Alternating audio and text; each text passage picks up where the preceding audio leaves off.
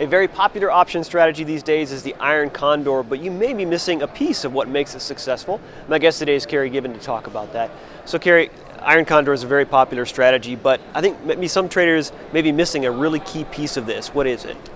It's how you manage the trade. Unfortunately, a lot of people find it, they read a book or somebody teaches them how to put on the Condor and they think, wow, this is a great trade, and it's fairly simple to put on. And unfortunately, the worst thing can happen to you is you put on the first couple for the first couple months and make money. But then the market drops or else runs up very strongly and you can lose an awful lot of money. All right, I know that you have to adjust it in part of that management. Well, how do you adjust an Iron Condor? Well, generally speaking, probably the best adjustment that I know of, that I use personally, is to buy a long call or a long put in the next month out.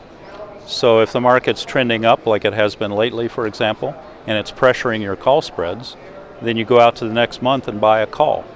And I usually buy one of those calls for every 10 Condor spreads that I have. And then what happens, if the market continues to move up, your call spreads are losing money, but your long call is gaining money. And so it moderates your risk, moderates your losses while you're waiting for the market to either pull back or slow down. And should that long call that you go out and buy be the exact same strike price as part of the spread? Well, generally speaking, I start with the strike of the short option, and I also start with one option for every 10 Condors. But I actually experiment with options analysis software to look at what seems to be the optimum. Because generally speaking, if you bring that strike down a little more in the money, you get a stronger hedge. But what you also sacrifice is some of your positive theta in your trade. So you have to find the balance.